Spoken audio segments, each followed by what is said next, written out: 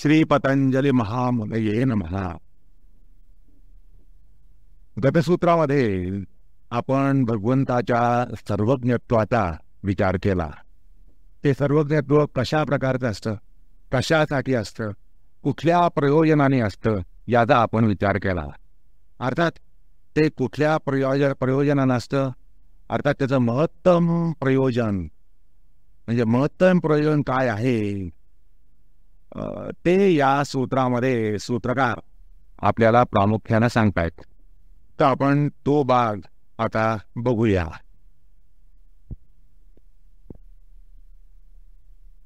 तुम्हाला सांगितल्याप्रमाणे त्यातली जे सर्वज्ञत्व आहे हे सर्वज्ञत्व श्री वैकुंठाच्या महाद्वारापाशी लांब लचक पाठी लावण्यासाठी नाही आहे. कारण त्याला स्वतःवर अनुग्रह करण्याचं प्रयोजनच नाही. तो सत्यकाम आहे, सर्व काम आहे, भगवंत आहे, ऐश्वर्याने युक्त आहे. त्यामुळे आपल्या ऐश्वर्याचं दर्शन करण्यासाठी किंवा त्याचं दर्शन व्हावं यासाठी त्याला कुठलाही खटाटोप करावा लागत नाही. कारण संबंध विश्वाचा पसारा हा त्याचा मायाविलास आहे. त्यामुळे त्याच्यामध्ये हे जे सर्वज्ञत्व संभवतं ते सर्वज्ञत्व त्याच्या स्वरूपात आहे. पदव्या गोळा करून, अभ्यास करून, ज्ञान संपादन करून आपण ज्ञान मिळवत असतो तसा प्रकार भगवंतामध्ये नसतो. त्याच्यामध्ये स्वयंजात सर्वज्ञत्व हे स्वयंजात असतं. किंवा ते त्याचं स्वरूप असतं. सत्यम ज्ञानमनंतम ब्रह्म. अर्थात भगवंताचे जे सहस्त्राधिक गुण आहेत, अनंत गुण आहेत, हे सगळे गुण हे स्वयंजात आहेत. तसंच हा सर्वज्ञत्वाचा जो गुण आहे तो स्वयंजात आहे. आणि आता सांगितल्याप्रमाणे हे जे सर्वज्ञत्व आहे ते काही वैकुंठाच्या महाद्वारापाशी, श्री वैकुंठाच्या महाद्वारापाशी सर्व शास्त्र विशारद सर्वज्ञ अशा प्रकारे त्या ठिकाणी पाठी लावण्यासाठी नाही.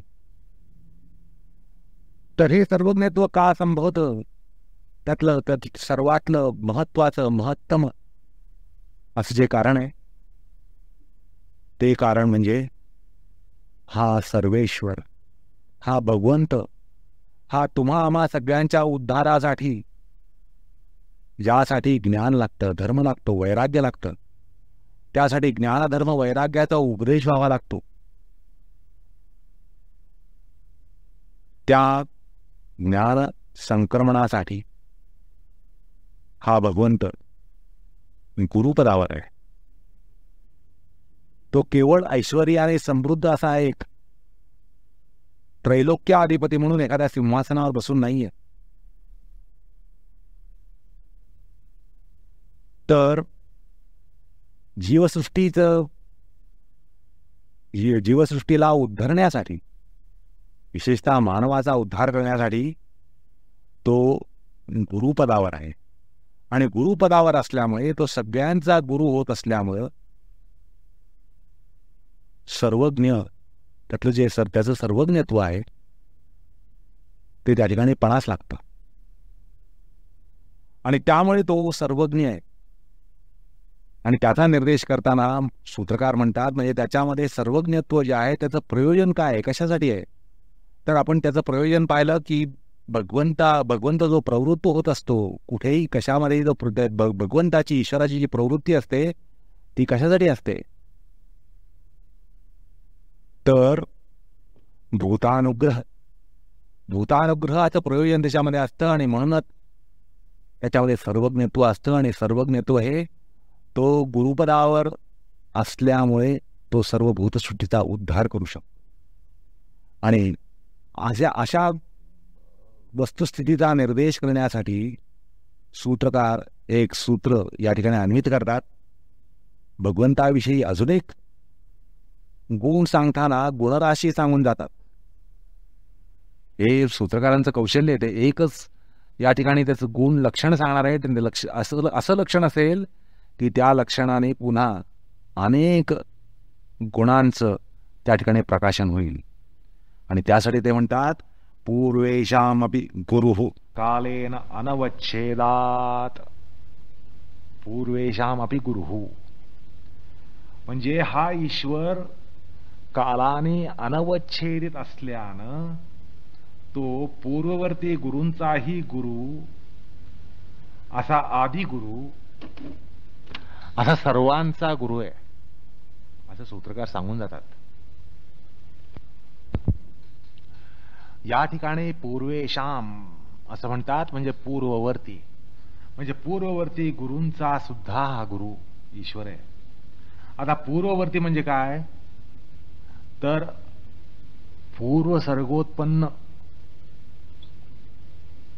पूर्वसर्गोत्पन्न ब्रह्मादी त्यांचा सुद्धा उपदेशक आहे. म्हणजे केवळ चालू युग सर्गातला जो ब्रह्मदेव आहे, असं आहे की या ब्रह्मदेवापासून वेद झाले, वेदांपासून परंपरा आली आणि अशा प्रकारे ज्ञानाचा प्रवाह चालू आहे. पण हा ब्रह्मदेव जो आहे त्या ब्रह्मदेवालाच केवळ ज्ञान दिलं असं नाही, तर गतसर्गामध्ये जो दुसरा ब्रह्मदेव जो कोणी होता त्या ब्रह्मदेवाला सुद्धा याच ईश्वराने ज्ञान दिलं. पूर्वेशाम म्हणजे सर्गातले ब्रह्मा, तिथून म्हणजे प्रत्येक वेळेला ब्रह्मापासून सुरुवात होते. त्यामुळे गतसर्गातले ब्रह्मदेव सुद्धा त्यांना ज्ञानाचा उपदेश याच ईश्वराने, एकाच ईश्वराने दिला. असे ब्रह्मदेव हा फक्त त्याचे 100 वर्षपर्यंत ब्रह्मदेव असतो. ब्रह्मा म्हणजे एक सर्ग संपला की दुसरा ब्रह्मदेव, तो संपला की तिसरा ब्रह्मदेव, अशी मालिका आतापर्यंत अनादिकालापासून चालत आलेली आहे. आतापर्यंत किती ब्रह्मदेव झाले ह्याचा हिशोब नाहीये, होऊ शकणार नाही, कारण अनादिकालापासून ही सृष्टी आहे. आणि असं जरी असलं तरी प्रत्येक सर्गकाली किंवा सर्गोत्पत्ती काळी ब्रह्मदेवाला आद्य उपदेश देण्याचं काम या ईश्वराचंच आहे. ब्रह्मदेव बदलले तरी ईश्वर बदलत नसतो. ईश्वर हा कालाने अनवच्छेदित असतो, असं सूत्रकार या ठिकाणी सांगतायत. अर्थात अतीत सर्गातल्या सगळ्या आदिपुरुषांचा तो उपदेशक आहे. ब्रह्मदेव म्हणजे आदिपुरुष. ब्रह्मदेवापासून सृष्टी निर्माण होते. ब्रह्मदेव हा आपल्या सगळ्यांचा पिता. पण त्या आदिपुरुषाला जो उपदेश देणारा तो ईश्वर हा तसा उपदेशक का, तो कालाने अनवच्छेदित आहे. अर्थात चालू सर्गामध्ये जो चतुर्मुखी ब्रह्मा आहे त्याचा तो उपदेशक आहेच, पण गतसर्गातल्या सगळ्या ब्रह्मांचा तो उपदेश होताच. आणि पुन्हा आगामी सर्गामध्ये जे कोणी प्रवर्तक होतील ब्रह्मदेव, त्या सगळ्यांचा उपदेशक हाच ईश्वर आहे आणि असणार आहे. आणि हे त्या पुरुष विशेष ईश्वराचं ऐश्वर्य, या म्हणजे त्याचं ज्ञान, त्याचं वैराग्य, हे जे आहे ज्ञान धर्म वैराग्य, हे अनवच्छेदित आहे. केवळ ईश्वर अनवच्छेदित नाहीये, तर ईश्वराचे सगळे गुण आहेत. आणि तुम्हाला सांगितल्याप्रमाणे हे सगळे त्याचे स्वयंजात गुण आहेत. हे सगळे गुण सुद्धा अनादी आहेत आणि अनंत आहेत. ईश्वरामध्ये कधी काळी हे सर्वज्ञत्व नव्हतं आणि कधी काळी ते नाहीच होईल हा प्रकार नाहीये. हा अनादी काळापासून अनंत काळापर्यंत सर्वज्ञ असणार, ज्ञानवैराग्याने युक्त असणार. अर्थात त्या ठिकाणी कालाची सत्ता ही चालत नसते. आलं का लक्षात? भगवंतावर कालाची सत्ता चालत नाही, तो कालाने अनवच्छेदित असा आहे. आणि हा जो सूत्रकारांनी केलेला निर्देश आहे, तो निर्देश खोलताना भाष्यकार त्या ठिकाणी स्पष्ट वक्तव्य करतात की कालाने अनवच्छेदित म्हणजे काय आणि कालाने अवच्छेदित म्हणजे काय.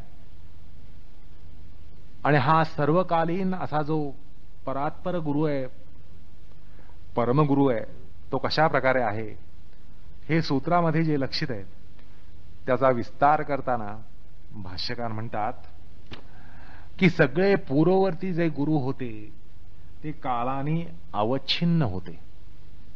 कालाने मर्यादित होते. आलं का लक्षात? म्हणजे काल जे गुरु होते ते आज नाहीयेत. गतशतकामध्ये जे गुरु होते ते आज नाहीयेत. गतयुगामध्ये जे गुरु होते ते आज नाहीयेत. अर्थात ते सगळे अवच्छिन्न, कालाने अवच्छिन्न झाले, अवच्छिन्न होते, कालाने मर्यादित होते.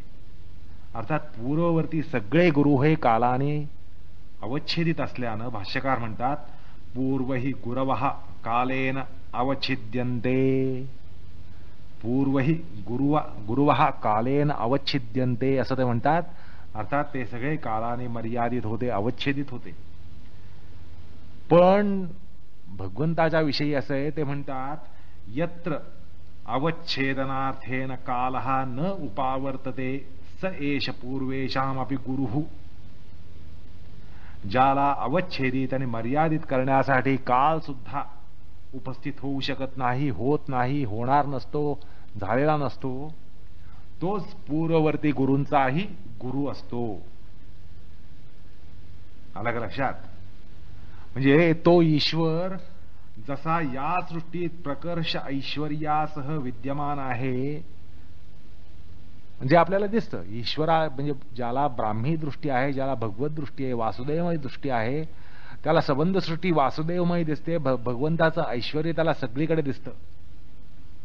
पण तो ईश्वर जसा या सृष्टीत प्रकर्ष ऐश्वर्यासह विद्यमान आहे, तसाच तो विगत सृष्टीमध्ये सुद्धा होता, असं या ठिकाणी समजलं गेलं पाहिजे. आणि म्हणून भाष्यकार म्हणतात यथा अस्य सर्गस्य आदौ प्रकर्षगत्या सिद्धः तथा अतिक्रांत सर्गादिषु अपि प्रत्येतव्यः. म्हणजे अतिक्रांत जे सर्ग होते, होऊन गेलेले जे सर्ग आहेत, त्या सर्गांतरी सुद्धा, त्या सगळ्या सर्गांमध्ये सुद्धा इतक्याच आणि अशाच ऐश्वर्यानं युक्त असा हा ईश्वर होता, असं ते कालाने अनवच्छेदित असं त्याचं ऐश्वर्य सांगतात. अर्थात भाष्याचा गोषवारा घेतला तर असं लक्षात येतं की पूर्ववर्ती गुरु कालाने अवच्छेदित होते. त्यांची उपदेशक म्हणून सत्ता परिमित कालीन होती. त्यांची उपदेशक म्हणून सत्ता जी होती ती परिमित कालाची होती. पण ज्याला अवच्छेदित करण्यासाठी काळ सुद्धा उपस्थित होत नाही असा कालातीत ईश्वर सगळ्या पूर्वकालीन गुरूंचाही गुरु असतो आणि होता आणि होय. तो जसा ऐश्वर्यासह या सृष्टीमध्ये, या सर्गामध्ये विद्यमान आहे, तसा तो अतिक्रांत म्हणजे विगत अतीत सृष्टीमध्ये सुद्धा समजला गेला पाहिजे असं ते म्हणतात. आता इतर सगळे जे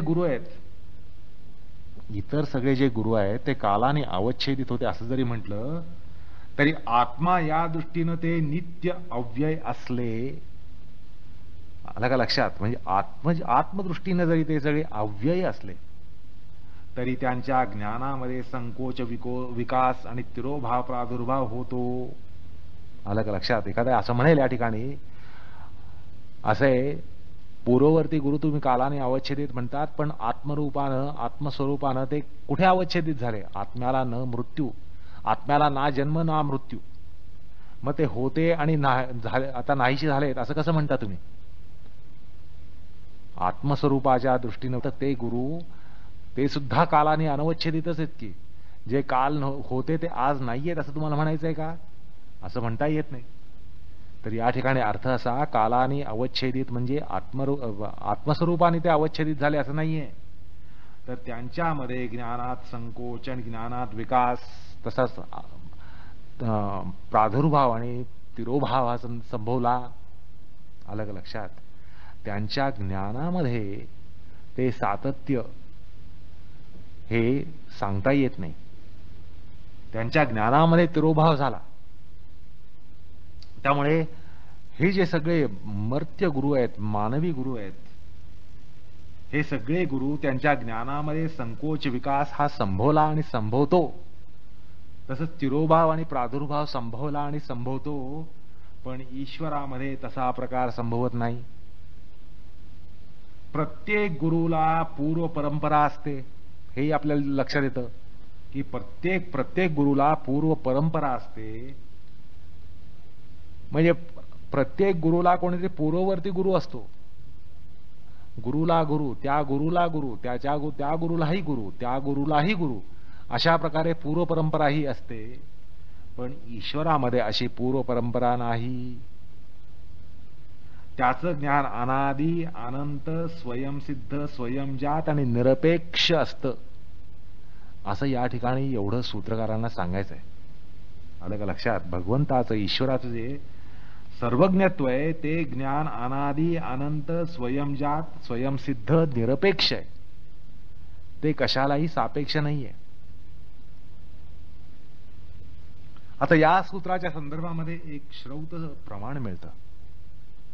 जसं या ठिकाणी आता एकूण प्रकार सांगितला भाष्यकारांनी, जे सांगितलं की पूर्ववर्ती गुरूंचाही गुरु म्हणजे पूर्व सर्गांमध्ये सुद्धा सगळ्या गुरु, ब्रह्मदेवांचा तो गुरु होता वगैरे जे सांगितलं, हा श्रौत सिद्धांत आहे. अर्थात या म्हणण्याला श्रौत प्रमाण आहे, श्रुती प्रामाण्य मिळतं. असे की जो परमात्मा आदि ब्रह्माला उत्पन्न करून वेदोपदेश देतो, अर्थात त्याच्या हृदयामध्ये वेदार्थ ज्ञान प्रकाशित करतो, त्या आत्मबुद्धी प्रकाशक अशा त्याला मी मुमुक्षु शरण जातो, अशा प्रकारे एक श्रुती आहे. या अर्थाची एक श्रुती आहे. आलं का लक्षात? ती श्रुती असं म्हणते की जो परमात्मा आदि ब्रह्माला, ब्रह्मदेवाला उत्पन्न करून त्याला वेदोपदेश देतो, अर्थात त्याच्या हृदयामध्ये वेदार्थ ज्ञान प्रकाशित करतो, त्या आत्मबुद्धी प्रकाशक, त्या आत्मबुद्धी प्रकाशक ईश्वराला त्याला मी मुमुक्षु शरण जातो, अशा अर्थाची एक श्रुती सापडते.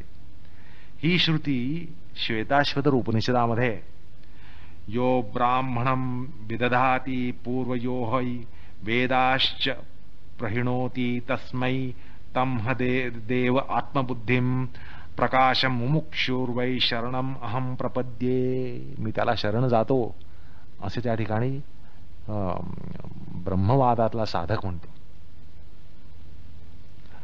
म्हणजे आता जे सांगितलं की सगळ्या सर्गामध्ये ब्रह्मदेवाला वेदांचा उपदेश, ज्ञानाचा उपदेश करणारा ईश्वर, त्याला हे श्रुती प्रामाण्य, श्रुतीमध्ये असं सांगितलंय. तर अशा प्रकारे कालाने अनवच्छेदित याचा अर्थ आपण यथामती केला. पण या सूत्रामध्ये महत्वाचा जो भाग आहे तो म्हणजे गुरु. गुरु हे पद, गुरु हे पद याचा अर्थ काय, हा या ठिकाणी मीमांस्य असा विचार आहे. आणि महा भगवंत हा ईश्वर गुरु कसा होतो, हाही प्रकार या ठिकाणी आपल्याला जिज्ञास्य ठरतो. आलं का लक्षात? म्हणजे गुरु म्हटल्यानंतर आपल्याला मास्तर, शिक्षक असे असा पेशा असलेले किंवा अशा श्रेणीचे त्यांना आपण गुरु मानत असतो. म्हणजे आपण कुठेतरी शिकवणी लावत असतो, शिकवणी लावून आपण त्यांना गुरुपद देत असतो आणि आपण शिष्यपदावर असतो आणि आपण ज्ञान ग्रहण करत असतो. या ठिकाणी प्रश्न असा पडतो की असा कुठे ईश्वर म्हणून आम्ही कुठे मास्तर ठेवलाय, कुठे मास्तर लावलाय, ईश्वर म्हणून मास्तर कुठे लावलाय? मग हा ईश्वर आमचा गुरु कसा? या ईश्वराने आम्हाला कुठे ज्ञान प्रदान केलं? तो सर्वज्ञ आणि आम्ही अल्पज्ञच राहिलो, मग कुठे, कशा प्रकारे आणि कुठे ज्ञान संक्रमण झालं? मग तो गुरु कसा, आमचा गुरु कसा, हाही एक प्रश्न या ठिकाणी निर्माण होतो. कारण आपल्याला गुरु म्हणजे मर्त्य गुरु माहिती आहेत. आपल्यापेक्षा धर्मनिष्ठ, वैराग्यनिष्ठ, ज्ञाननिष्ठ असे जे असतात ते आपल्या दृष्टीने गुरु असतात. अर्थात ते सगळे मर्त्य असतात, मर्त्य मानव असतात. काल होते, आज नाही आहेत, आज असतील तर उद्या नाही आहेत, असे कालाने अवच्छेदित आहेत. आणि आपल्याला गुरु म्हणजे एक तशी कल्पना मनामध्ये निर्माण झाली असते, गुरु म्हणजे असा एक माणूस की ज्याच्या पायाशी बसून आपण ज्ञान घेत असतो, तो सांगत असतो, आपण ऐकत असतो, तो उपदेश करत असतो आणि आपण उपदेश ग्रहण करत असतो. आणि आपल्यामध्ये ज्ञानसूर्य हा क्रमाक्रमाने वर्धमान होत असतो. त्यामुळे आपली ही अशी गुरुबद्दल एक अशी कल्पना आहे. मग त्यामुळे प्रश्न असा पडतो की हा भगवंत आमचा गुरु कसा? त्याचा आम्हाला नाव पत्ता माहित नाही.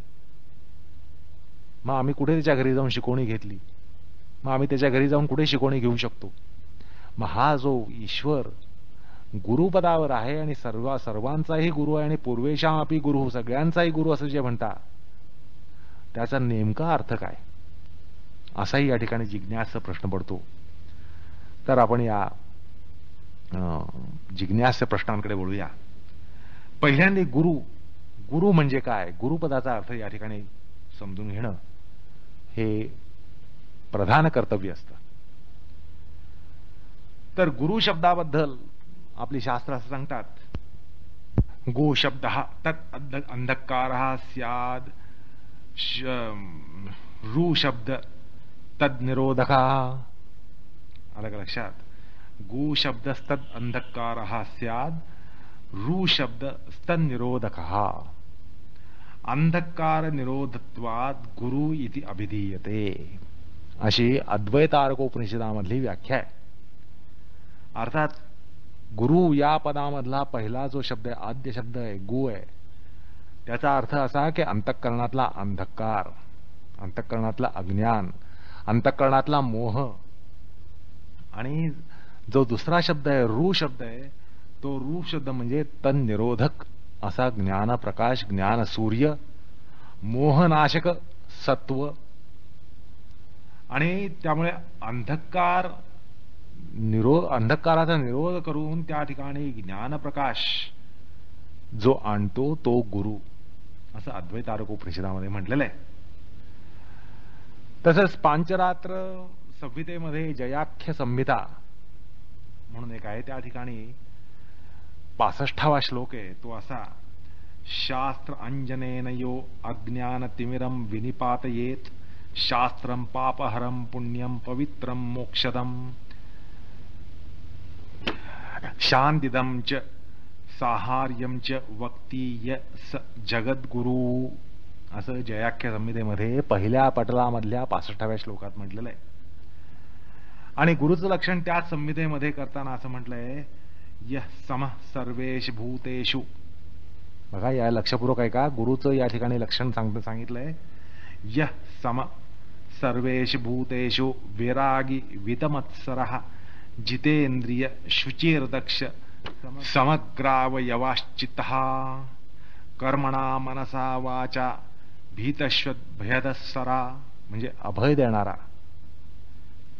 संबुद्धी संप्रात्रस्त्रपि भगवन्मयः, पंचकालस्तथैव पांचरात्रार्थ विदत्तथा, विष्णुतत्वं परिज्ञाय एकं च अनेक भेदगम, दीक्षयेन मेदिनीं सर्वां किं पुनश्चेर्पिताम, असं म्हटलेलं आहे. तसंच भारद्वाज संहितेमध्ये ही सुद्धा पांचरात्रातली एक संहिता आहे. प्रपित्सु मंत्रनिरतं प्राज्ञं हितपरं शुचिं, प्रशांतं नियतं वृत्तो भजे द्विजवरं गुरुं.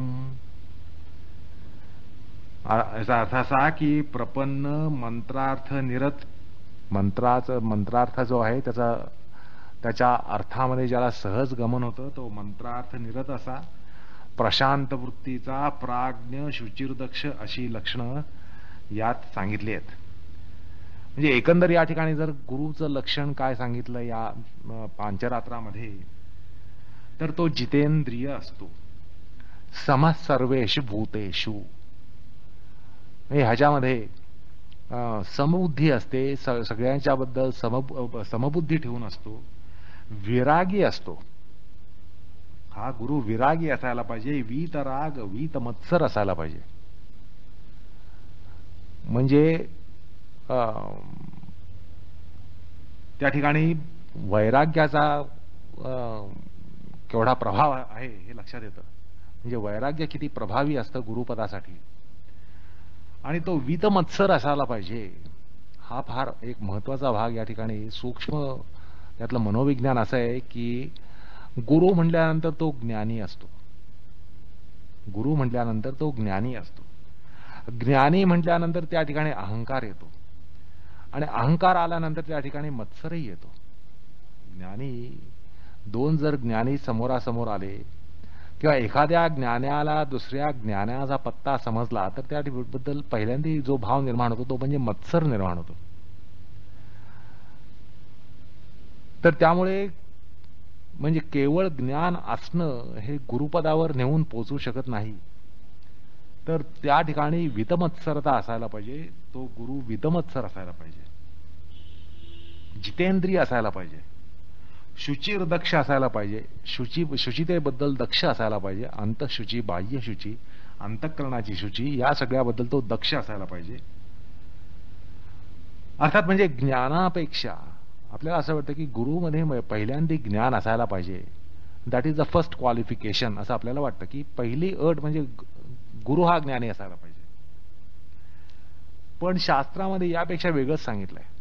शास्त्रामध्ये सर्वात भर पहिल्यांदी या लक्षणांवर आहे. समस्तर्वेषु भूतेषु विरागी वितमत्सर जितेंद्रिय. गुरु हा जितेंद्रिय असायला पाहिजे आणि शुचिर दक्ष असायला पाहिजे. आणि पुन्हा तो कर्मणा मनसा वाचा आपल्या शिष्यांना अभय देणारा असायला पाहिजे. म्हणजे गुरुचं कर्म असायला पाहिजे की त्याद्वारा तो गुरुच्या कर्मामधून शिष्याला एक अभयत्व मिळायला पाहिजे. आणि त्याचे जे मनोव्यापार असतील त्या मनोव्यापाराद्वारा सुद्धा गुरु हा अभय देणारा असायला पाहिजे. म्हणजे गुरुच्या मनात काय असेल, गुरु आपल्याबद्दल काय वाटून घेत असेल, अशा प्रकारे जर मनामध्ये वृत्ती आली तर त्या ठिकाणी भय निर्माण होतं. पण गुरुचं मन इतकं स्वच्छ असायला पाहिजे ते त्या शिष्याला दिसलं पाहिजे आणि त्यात त्याला अभय हे मिळालं पाहिजे. तसं गुरुची वाचा जी आहे ती सुद्धा त्याला अभय देणारी असायला पाहिजे. आणि विष्णू तत्व परिज्ञाय हा विष्णू तत्व पारंगत असायला पाहिजे. विष्णू तत्व म्हणजे काय, भगवत तत्व म्हणजे काय याविषयी त्याच्यामध्ये ज्ञान असायला पाहिजे. मग ज्ञान म्हणजे काय तर अध्यात्मामध्ये विष्णू तत्वाचं ज्ञान, भगवंताचं ज्ञान, ईश्वर विषयक ज्ञान हेच ज्ञान आहे. आणि पुन्हा तो प्रपन्न असायला पाहिजे, शरणागत असायला पाहिजे. आता प्रपन्न असतो म्हटल्यानंतर त्या ठिकाणी तिळमात्र सुद्धा अहंकार नसतो हे या ठिकाणी निश्चित होतं. पुन्हा तो मंत्रार्थ निरत असायला पाहिजे.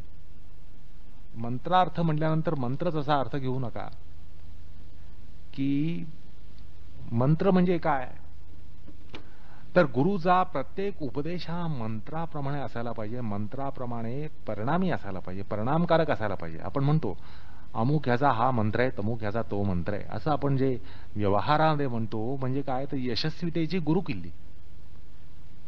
अमुक एक त्याचा मंत्र आहे म्हटल्यानंतर निश्चित यश असा त्याचा अर्थ होतो. तर तशा अर्थाने तो मंत्र निरत असायला पाहिजे, म्हणजे परिणामकारकतेनं ज्ञान संक्रमण करता यायला पाहिजे. आणि शास्त्रातली जी वचनं आहेत त्यांची रहस्य जाणून घेणं ह्याला जी क्षमता लागते ती त्याच्यामध्ये असायला पाहिजे. आणि पुन्हा तो वृत्तीने प्रशांत असायला पाहिजे, नियत वृत्तीचा असायला पाहिजे. अशा प्रकारे गुरुचं वर्णन हे पांचरात्र संहितेमध्ये येतं.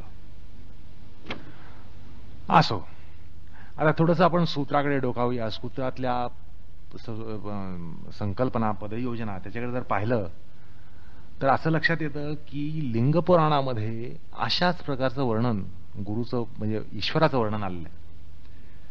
आपण असं पाहिलं की गुरु हा जो आहे, ईश्वर गुरु म्हणून जो आहे तो प्रतिसर्गामध्ये गुरु आहे, सगळ्या सर्गांमध्ये सगळ्या ब्रह्मदेवांचा गुरु आहे, सगळ्यांचा गुरु आहे. आणि तो कालाने अनवच्छित असल्यामुळे सगळ्या सर्गांमध्ये तो आदि गुरु आहे. असं जे आपण आता पाहिलं त्याला तशाच प्रकारे वर्णन लिंगपुराणामध्ये आलेलं आहे. प्रतिसर्गम वस्तुभावम ब्रह्मण शास्त्र विस्तरम उपदेशात एष्टव्य कालावच्छेदित वर्तिनाम. तो कालाने अनवच्छेदित आहे हे त्या ठिकाणी लिंगपुराणातही सांगितलेलं आहे. तसंच कालावच्छेदन मुक्तानाम गुरूणाम अपि असौ गुरुः सर्वेषाम अपि सर्वेशः कालावच्छेदित वर्जितः. हा प्रकार लिंगपुराणामध्ये उत्तरखंडामध्ये आलेला आहे आणि सूत्रामध्ये तेच तात्पर्य सांगितलं गेलेलं आहे. आता या योगदर्शनाचा जो ईश्वर आहे तो आनुषंगिक आहे आणि त्या दर्शनात काही विशेष स्थान नाही असा एक आरोप योगदर्शनावर होतो असं आपण पाहिलं. त्याबद्दल एक समाधानही सांगितलं, गतसूत्राच्या संदर्भातून विवरणातून ते सांगितलं. पण या ठिकाणी त्या पुन्हा एक विशेष संदर्भ लागतो म्हणून सांगतोय की योगदर्शनातला ईश्वर म्हणजे एक अलंकार आहे असा एक दार्शनिक समीक्षकांचा आरोप आहे. आणि या ईश्वराला दर्शनामध्ये विशेष स्थान नाही, तर तो ईश्वर समाधी सिद्धीला एक पर्याय म्हणून आहे. समाधी सिद्धी लवकर प्राप्त व्हावी, जाता जाता त्यामुळे निर्देशित असा हा ईश्वर आहे. म्हणजे समाधी तुमची सुलभ व्हावी, सहज व्हावी, यासाठी एक उपाय म्हणून ईश्वर हा जाता जाता सांगितला गेला. आणि हे खरे म्हणजे सगळ्या प्रतितंत्रींचे आक्षेप आहेत. प्रतितंत्री म्हणजे दुसरे दर्शनशास्त्री, बाकीचे जे दर्शन आहेत त्या बाकी सगळ्या दर्शनांचा हा आक्षेप आहे. अर्थात हे सगळे आक्षेप फोल ठरतात हे आपण एका संदर्भात पाहिलं. आता या सूत्राच्या अवलोकनानं सुद्धा पुन्हा आपल्याला ती गोष्ट जास्त प्रकर्षाने जाणवते की ईश्वर हा काही असा सोयीस्कर वाद, सोयीवाद दर्शनामध्ये म्हणून तो आलेला नाहीये. त्याचं फार महत्वाचं प्रयोजन आहे. आता विशेषतः या सूत्रामध्ये अनादि ज्ञान प्रदाता म्हणून त्याचं स्थान हे अच्युत आणि अव्यय आणि अनन्य महत्वाचं असतं असं पातंजल स्पष्टपणे सांगतायत. आलं का लक्षात? म्हणजे केवळ हे गुरुचं या ठिकाणी ईश्वराचं कौतुक नाहीये की पूर्वेशाम अपि गुरु हा सगळ्यांचाही गुरु आहे, पूर्ववर्ती गुरूंचाही गुरु आहे असं म्हणून कुठल्याही प्रकारे ईश्वराचा सत्कार करण्याचा हा कार्यक्रम नाहीये. तर हा ईश्वर अच्युत, अव्यय आणि अनन्य महत्वाचा आहे असं या ठिकाणी पातंजल स्पष्टपणे ठरवतात. असं आहे 23व्या सूत्रामध्ये ईश्वर प्रणिधानाद् वा, या सूत्रामध्ये वा हे पद शब्दशः त्याला एक पर्यायी स्थान देतं. म्हणजे किंवा किंवा या अर्थानं वा घेतला तर ईश्वर हा एक पर्याय आहे, ईश्वर प्रणिधान हा एक पर्याय आहे असा पक्ष उभा केला जातो. तो पक्ष उभा करणं योग्य नाहीये. आणि या ठिकाणी वा या पदाचा तो एक जरी अर्थ मानला तर तो असा आहे की समाधीच्या शीघ्र संपन्नतेला तो पर्याय आहे आणि कोणत्याही योग साधकाला आपला पापले शक्यतो लवकर धुवून निघावा, आपल्यातली अशुद्धी लवकर धुवून निघावी आणि असंप्रज्ञात समाधी आपल्याला लवकर प्राप्त व्हावी अशी धारणा स्वाभाविक असते. म्हणजे हा कुठल्याही प्रकारे तसा पर्याय नाहीये, हे किंवा ते असं नाहीये. या ठिकाणी काय सांगितलंय, तुम्हाला अत्यंत शीघ्रतम असा योगलाभ व्हावा त्यासाठी तुम्हाला एक उपाय सांगतोय म्हटल्यानंतर गर्भित काय सूचित काय तर तोच एक उपाय आहे. अहो लांबचा मार्ग कोण पत्करणार? तुम्हाला शीघ्रतम समाधी लाभ देतो कारण एरवी समाधीला अनेक जन्म लागतात असं म्हटल्यानंतर तुम्हाला तात्काळ फलद्रूप होणारी समाधीचा उपाय सांगतो असं म्हटल्यानंतर तो पर्याय ठरत नसतो. कारण आपली समाधी, आपल्याला असंप्रज्ञात समाधी लवकर साध्य व्हावी, आपल्यातली अशुद्धी लवकरात लवकर जावी अशी इच्छा प्रत्येक साधकाची असते. मग तो साधक तीव्र संवेगाचा असो किंवा मंद संवेगाचा असो, प्रत्येकाची ती धारणा असते, ती स्वाभाविक असते. आणि त्यामुळे तशा अर्थाने पर्याय नाहीये. आणि वा या पदाला दुसरा एक अर्थ प्राप्त होतो की त्या ठिकाणी पर्याय नाहीये, तोच उपाय आहे असाही अर्थ होतो. तर त्यामुळे या ठिकाणी ईश्वराचं जे हे गुरुपद आहे त्याला त्या दृष्टीने अनन्य महत्व योगसाधकाच्या दृष्टीने असतं. आणि असं आहे की या ईश्वरामध्ये कर्तृम अकर्तृम अन्यथा कर्तृम सामर्थ्य आहे आणि त्याची तशी प्रतिज्ञाच आहे म्हटल्यानंतर योगसाधकाच्या दृष्टीने त्या ईश्वराचा गुरु म्हणून त्याला जे महत्व मिळतं ते किती अनन्यसाधारण असतं हे आपल्याला सहज लक्षात येतं. असो, तर या ठिकाणी आपल्याला एक गोष्ट पटते की बा पूर्व सर्गातल्या सगळ्या ब्रह्मदेवांचा तो गुरु आहे हे मान्य, त्याबद्दल मी काही शंका घेत नाही. पण तो आमचा गुरु कसा, आमचा गुरु तो कसा, सर्वेशाम सगळ्यांचा तो गुरु आहे असं म्हणता, तर तो आमचा गुरु कुठे? आम्ही त्याला कधी पाहिलं नाही, त्याचा नाव पत्ता माहित नाही, त्याचं घर माहित नाही, त्याची शिकवणी लावलेली नाही. मग हा आमचा गुरु कसा, हा एक प्रश्न या ठिकाणी निर्माण होतो. आणि त्या दृष्टीने हा ईश्वर आपला सदा गुरु कसा, याचा विचार या ठिकाणी आपल्याला करणं आता प्राप्त होतं. तर या मीमांसेच्या दृष्टीने असं एक सांगावं असं वाटतं की असं आहे की रामकृष्ण परमहंस यांच्या भोवती बरेच शिष्य होते, बरेच मोठा शिष्य समुदाय होता, अनेक नरेंद्र त्यांच्याजवळ होते. पण यातला एकच नरेंद्र विवेकानंद झाला, एकच नरेंद्र विवेकानंद झाला, बाकीचे नरेंद्रच राहिले. हे का आणि कसं काय? रामकृष्ण परमहंसांसारख्या साधू पुरुषानं काय वैषम्य ठेवलं की ज्याला पार्शियालिटी म्हणतात, असा काही प्रकार केला का? म्हणजे आपले जे मास्तर असतात, शिक्षक असतात, त्यांच्याबद्दल आपण म्हणतो की ते पार्शियालिटी करतात. पण रामकृष्ण परमहंसासारखा साधू पुरुष, त्यांच्या हातनं असं काही होणं शक्यच नाही. त्यांनी सगळ्यांना सरळ हाताने विद्या दिली, ज्ञान दिला, उपदेश दिला, सगळ्या गोष्टी सगळ्यांना सारख्या प्रकारे दिल्या, सारख्या प्रमाणात दिल्या. असं असूनही एकच नरेंद्र विवेकानंद बनला आणि बाकीचे नरेंद्र सगळे नरेंद्रच राहिले.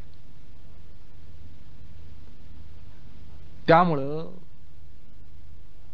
रामकृष्ण परमहंसांनी कुठल्याही प्रकारे भेद केला नाही, कोणामध्येही भेद केला नाही. असं असताना असं का झालं? तर यामागे एक आध्यात्मिक कारण असं की जरी आपल्याला एखादा मर्त्य गुरु असला आणि मर्त्य गुरु आपल्याला उपदेश देत असला, तरीही तो उपदेश लागू होणं, फलद्रूप होणं, सिद्धिप्रद होणं ही एक वेगळीच यंत्रणा आहे. त्यामागे एक वेगळीच यंत्रणा आहे. तर असं आहे की विशिष्ट एका ज्याला चॅनल म्हणता येईल, त्या चॅनलमधनं तो उपदेश गेला तरच तो फलद्रूप होत असतो. एरवी तो उपदेश या कानातून त्या कानात जातो किंवा या कानातून मेंदूतल्या एखाद्या भागात जातो, एवढंच. पण तो अंतःकरणामध्ये शिरणं, अंतःकरणामध्ये तो प्रकाशित होणं, हा भाग वेगळाच असतो. आणि ते सामर्थ्य कुठल्याही मर्त्य गुरुमध्ये नसतं. रामकृष्ण रमण महर्षी यासारख्या साधू पुरुषांमध्ये सुद्धा ते सामर्थ्य नव्हतं. मग त्यांचे जे कोणी शिष्य, त्यांच्या शिष्यांपैकी जो एखादा शिष्य प्रकर्षित असा यशस्वी झाला असेल, त्याचं कारण असं की त्याच्या हृदयामध्ये ज्ञान प्रकाशित करणं, ज्ञानाचा प्रकाश निर्माण करणं हे एका परतत्वावर होतं. ते जर रमण महर्षी किंवा रामकृष्ण परमहंस यांच्या हातात असतं तर त्यांनी सगळ्याच नरेंद्रांचे विवेकानंद घडवले असते. आलं का लक्षात? म्हणजे अंतःकरणातला तो जो ज्ञानदिवा आहे, ज्ञानसूर्य आहे, तो जर ज्ञानसूर्य देण्याचं सामर्थ्य मानवामध्ये असतं तर रामकृष्ण परमहंसांच्या आजूबाजूला जितके नरेंद्र होते ते सगळे नरेंद्र विवेकानंद झाले असते. पण तसं झालं नाही, तसं होऊ शकलं नाही. बरं, तसं त्यांनी करण्याचा प्रयत्न केला नाही असंही म्हणता येत नाही. त्यामुळे अंतःकरणामध्ये ज्ञानप्रकाश निर्माण होणं, यासाठी हे मर्त्य गुरु केवळ निमित्त असतात. आणि ज्ञानाचा प्रकाश अंतःकरणामध्ये निर्माण करणं हे खरं काम भगवंताचं असतं. भगवद्गीतेमध्ये 15व्या अध्यायामध्ये भगवान श्रीकृष्ण म्हणतात अहम सर्वस्य हृदय सन्निविष्टः, अहम सर्वस्य हृदय सन्निविष्टः, मी सगळ्यांच्या हृदयामध्ये निविष्टित आहे, निवेशित आहे. मग काय, कशासाठी, काय म्हणून? मत्तः स्मृती ज्ञानम अपोहनम च, माझ्याद्वारा त्या जीवाला स्मृती ज्ञान अपोहन म्हणजे तर्क वगैरे हे प्राप्त होत असतात. म्हणजे आचार्यांनी, गुरूंनी आपल्याला जो दिलेला उपदेश असतो तो योग्य केबलमध्ये जाणं. म्हणजे यासाठी गुरु किती जरी प्रामाणिकपणे विद्यादान करत असले आणि शिष्य किती प्रामाणिकपणे ते ज्ञानदान स्वीकारत असला तरीही ते ज्ञान एका विशिष्ट आणि योग्य अशा माध्यमातून जाणं, केबलमधून जाणं आणि हृदयामध्ये जाऊन भिडणं हे फार महत्वाचं असतं. आणि हे सामर्थ्य हृदयामधला जो नियंता आहे त्याच्या हातात असतं. म्हणजे ज्याला जे ज्ञान आणि जितकं ज्ञान योग्य असेल ते पोचवणं हे भगवंताचं काम असतं. आता या ठिकाणी सांगितल्याप्रमाणे रामकृष्णांच्या भोवती अनेक नरेंद्र होते, पण ते सगळे नरेंद्र एकाच योग्यतेचे किंवा परिपक्वतेचे नव्हते. ज्या प्रत्येक नरेंद्राला जितकं ज्ञान प्राप्त व्हायला पाहिजे तेवढं ज्ञान त्याला देण्याचं काम, त्याचं वाटप करण्याचं काम हे भगवंतच करत होता. आलं का लक्षात? म्हणजे रामकृष्ण परमहंसांनी सगळ्यांना एकाच व्यासपीठावरून एकाच ठिकाणी जरी सगळे उपदेश दिले असले आणि सगळे नरेंद्र त्या ठिकाणी ते ऐकत असले तर प्रत्येक नरेंद्राला त्याच्या योग्यतेनुसार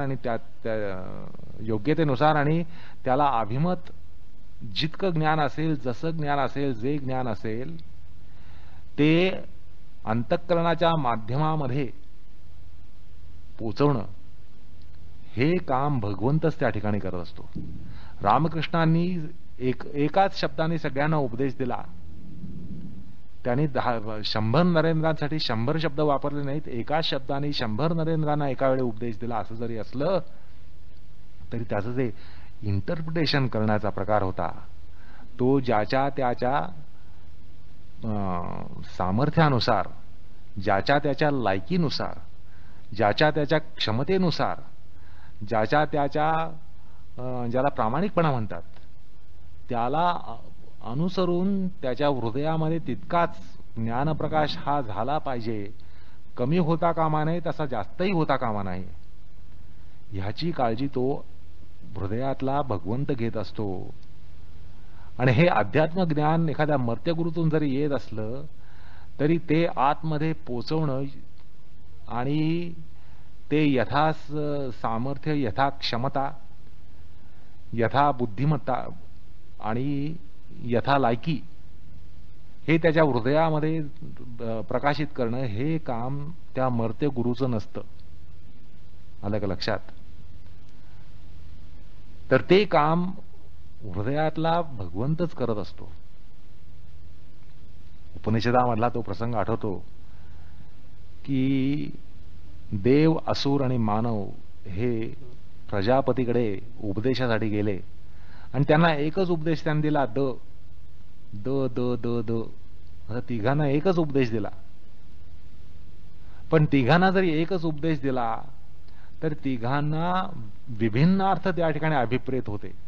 दानवांना द चा अर्थ एक, देवांना द चा अर्थ वेगळा आणि मानवांना त्याही पेक्षा वेगळा, असे ते 3 अर्थ, तिघांना 3 अर्थ त्या ठिकाणी अभिप्रेत होते, अभिमत होते आणि तसेच त्यांच्यामध्ये प्रकाशित झाले. ते का?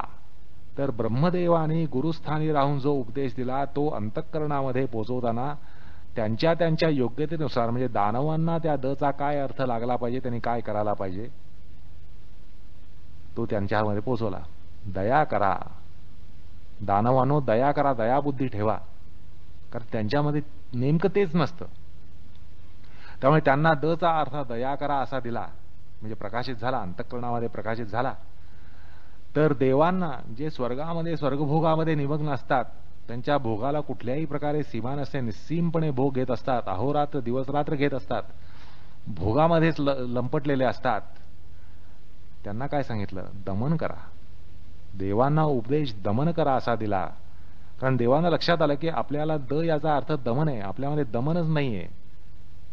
आपण स्वर्गीय भोगांमध्ये अक्षरशः ललचावलोत, भोगावलेलो आहोत, तर आपल्याला दचा अर्थ दमन असं त्यांच्या अंतःकरणामध्ये बरोबर दमन हा अर्थ प्रकट झाला.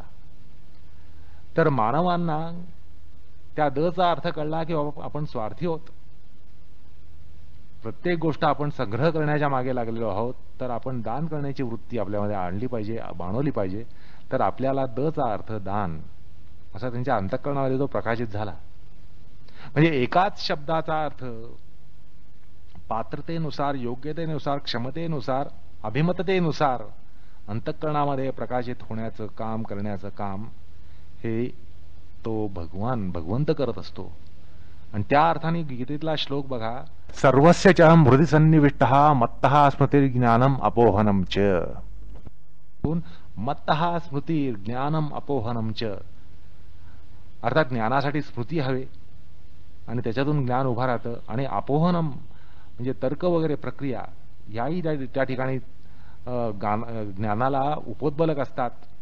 या सगळ्या प्रक्रिया प्रत्येक माणूस आपल्या बुद्धिमत्तेनुसार, आपला जो कल असतो त्या कलानुसार हा करत असतो.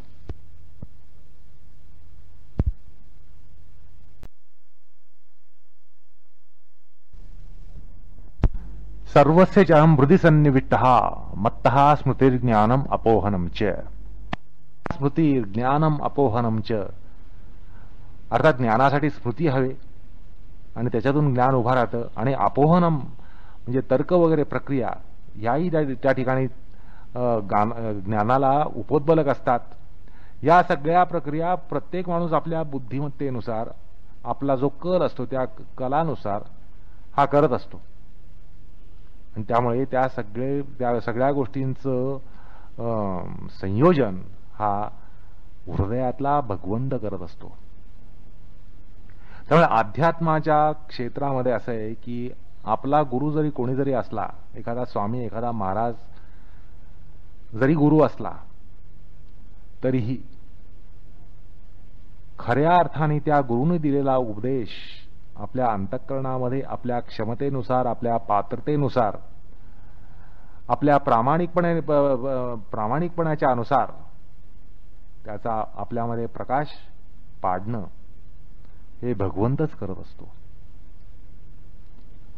म्हणजे गुरुनी दिलेल्या उपदेशाचं अर्थप्राकट्य आपल्या अंतःकरणामध्ये जे होतं ते अंतस्थ भगवंतामुळे होत असतं. आलं का लक्षात? म्हणजे शेवटी हा भगवंत हा आपला इनडायरेक्ट गुरु त्या ठिकाणी होतो. आता तो आपला डायरेक्ट गुरु का होत नाही, तर आपण प्रपन्न नाही. असं आहे, भक्तांना तो डायरेक्ट गुरु होतो. मग भक्तांना दुसऱ्या कुठल्याही गुरुपाशी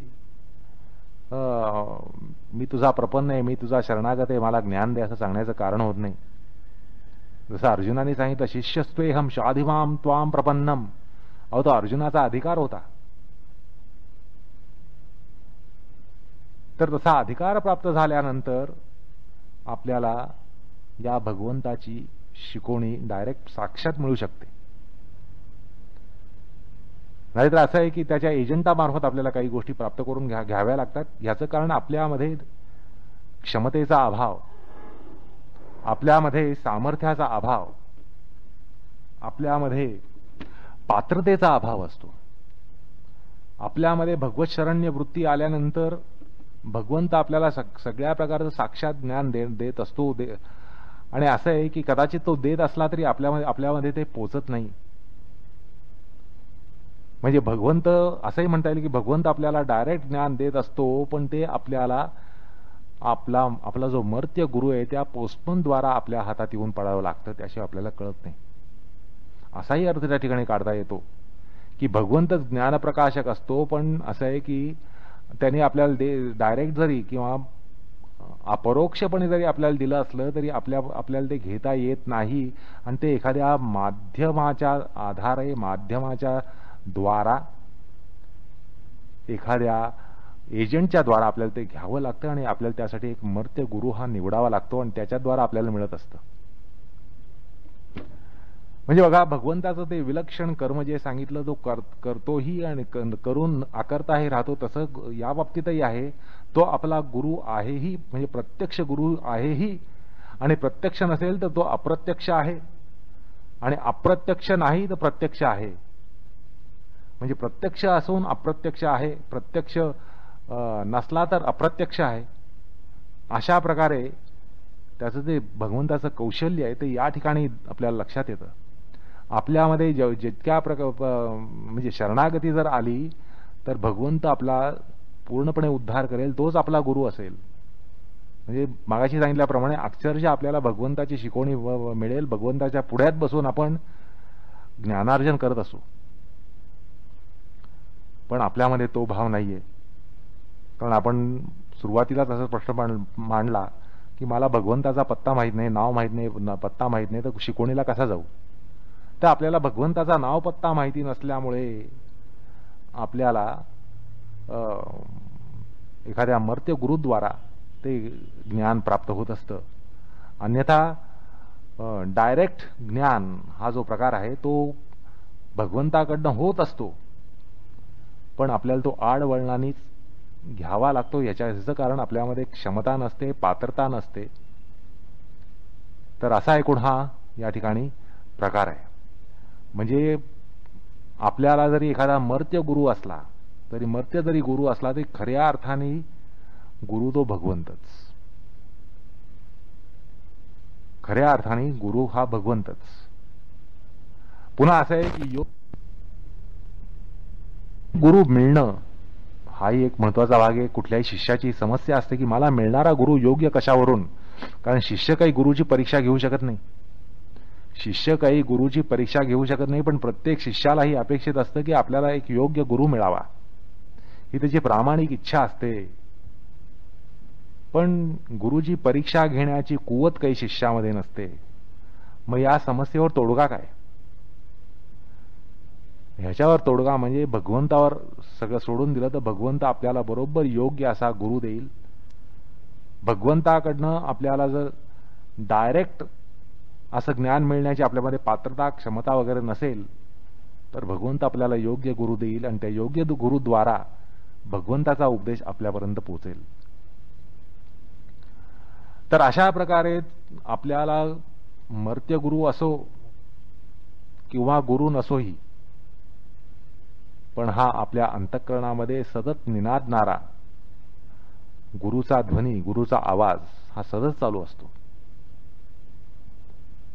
असे गूढवादामध्ये म्हणतात की हृदयामध्ये सतत ओंकाराचा घोष असतो. ओंकार म्हटल्यानंतर प्रणव, प्रणव म्हणजे ब्रह्म, म्हणजे या ब्रह्माचा झंकार सतत चालू आहे. वेदांताचा सतत घोष हा अंतःकरणामध्ये चालू आहे. वेदांत ज्ञानाचा घोष सतत चालू आहे, कारण वेदांताचा शेवटी अर्क हा प्रणवामध्ये आहे. एका अक्षरात, एका शब्दामध्ये वेदांत सांगायचा म्हणजे ओम, आणि म्हणूनच त्याला एकाक्षर ब्रह्म असं म्हणतात. या ओंकाराचा नाद अंतःकरणात सतत चालू आहे.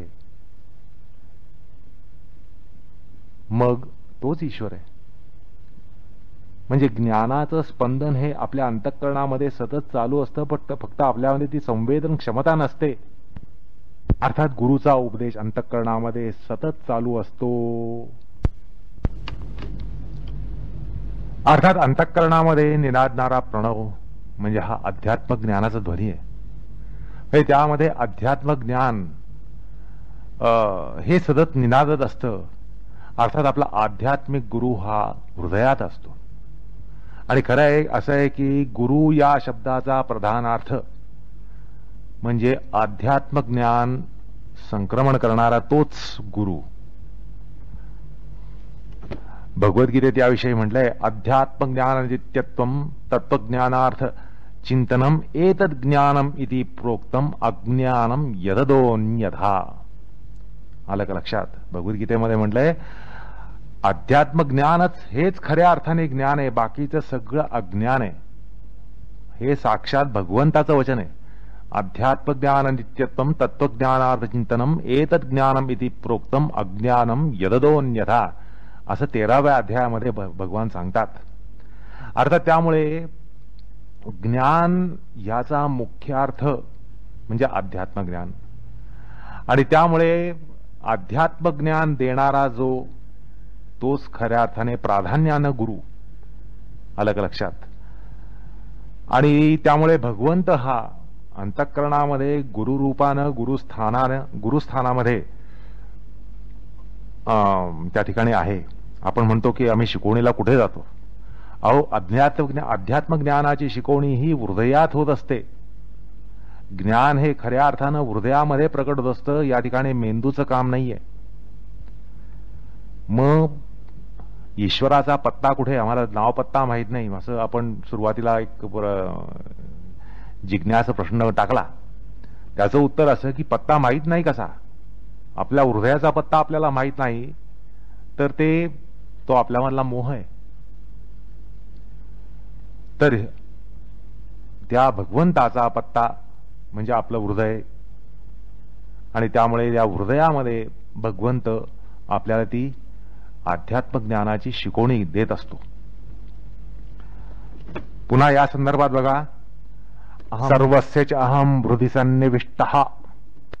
सर्वस्य हृदि सन्निविष्ठा असं कोण म्हणतं?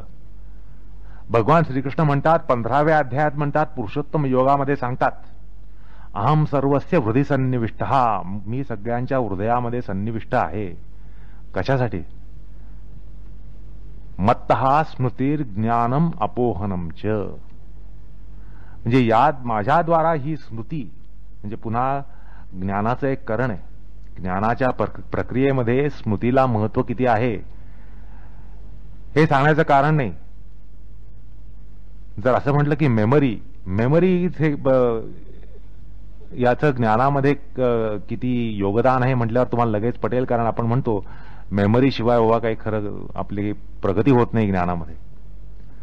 पण स्मृती हे ज्ञानाला किती महत्वाचं आहे हे सांगितलं तर कळणार नाही. पण प्रत्येक विद्यार्थी हा मेमरीसाठी तडफडत असतो. त्याला मेमरी हवी असते. म्हणजे मेमरीचं योगदान ज्ञानामध्ये किती आहे हे आपल्याला आज पटलंय. त्यामुळे आपल्याला त्यावरून असं निश्चित सांगता येतं की स्मृतीचं योगदान फार महत्वाचं आहे. मग भगवंत काय म्हणतात? माझ्याद्वारा ही स्मृती प्राप्त होते, ज्ञान प्राप्त होतं. आणि अपोहनम म्हणजे ज्ञानाच्या प्रक्रियेला लागणारे जे काही प्रकार असतील, प्रक्रियेमध्ये येणारे जे प्रकार असतील, ते सगळे माझ्याद्वाराच प्राप्त होतात. आता यापेक्षा स्पष्टपणे अजून काय सांगायला पाहिजे? भगवंताची शिकवणी अंतःकरणामध्ये आपल्याला नसते असं म्हणण्याचा खरं म्हणजे आपल्याला अधिकारच नाही. एकूण काय तर भगवंत हृदयात आहे आणि तो आपला गुरु म्हणून आहे. गुरु म्हटल्यानंतर अध्यात्म ज्ञान हेच मुख्य अर्थानं ज्ञान आहे. हाही प्रकार आपण पाहिला, शास्त्राच्या प्रामाण्याने पाहिला. आणि त्यामुळे ते ज्ञान देणारा भगवंत हा हृदयात आहे. एखादा मर्त्यगुरु बाहेरून जरी आपल्याला ज्ञान देत असला, एखादा मर्त्यगुरु जरी बाहेरून आपल्याला ज्ञान देत असला, ज्याला आपण गुरु समजतो, स्वामी समजतो, महाराज समजतो, तरीही त्यांनी दिलेलं ज्ञान ते हृदयामध्ये प्रकाशित करणं, ते जर योग्य असेल, आपल्याला योग्य असं ज्ञान प्रकाशित करणं, हे काम भगवंतच करत असतो. त्यामुळे तुमचा, आमच्या सगळ्यांचा हा भगवंत हा गुरु आहे. असो, तर आता असं सांगितलं की गुरु हा शब्द प्राधान्यानं अध्यात्माच्या प्रांतात लागू पडतो. अध्यात्म ज्ञान देणारा जो, अध्यात्म ज्ञान संक्रमण करणारा जो, तो खऱ्या अर्थानं गुरु हा गुरुचा प्रधान अर्थ आहे. आज गुरु हा शब्द मास्तर, शिक्षक या अर्थाने कुठेही सगळीकडे वापरला जातो. थोडासा विनोद बाजूला ठेवा, पण असं आहे की पाकिटमारी मधला हा माझा गुरु आहे, इथपासून गुरु शब्द हा वापरला जातो. आलं का लक्षात? इथपासून मध्ये कुठलंही क्षेत्र असो, व्यवहाराचं क्षेत्र असो, व्यभिचाराचं क्षेत्र असो, कुठल्याही क्षेत्रामध्ये एखादा आपल्याला काहीतरी 2-4 गोष्टी सांगतोय, शिकवतोय म्हटल्यानंतर त्याला गुरु म्हटलं जातं. म्हणजे आज गुरु हा शब्द सरसकट सगळ्या क्षेत्रात वापरला जातो. कला, शास्त्र, विज्ञान, व्यवहार, व्यभिचार. पण खऱ्या अर्थानं गुरुचा प्रधान अर्थ तो आहे. म्हणजे ज्याद्वारा तुमची आध्यात्मिक उन्नती करणारा असा जो असेल त्याला गुरु म्हटलेला आहे. हा त्याचा प्रधान अर्थ आहे. अर्थात कुठल्याही क्षेत्रातला शिक्षक हा खऱ्या अर्थाने गुरुपदी जात नसतो. आलं का लक्षात? मग ती कुठली कला असो, कुठलं शास्त्र असो, कुठलं विज्ञान असो, पोटा पाण्यासाठी आपण शिकत असलेली जी विद्या असेल किंवा एखादी कला असेल, पोटा पाण्यासाठी केलेली कला असेल, तर त्या विद्येचा प्रदाता तो केवळ शिक्षक असतो.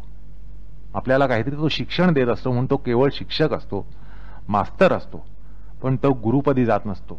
त्यामुळे ज्यावेळेला भगवंताला या ठिकाणी गुरु म्हटलंय, सगळ्यांचा गुरु म्हटलंय, तर त्याचा प्राधान्यानं अर्थ अध्यात्मशास्त्र, अध्यात्म ज्ञान या प्रांतामध्ये भगवंत हाच गुरु असतो. म्हणजे तो एकच गुरु असतो खरं म्हणजे. मग तो एखाद्या वेळेला डायरेक्टली असेल तर मग तो एकच आहे हे काही सिद्ध करावं लागत नाही. इनडायरेक्टली असला तरी तोच आहे.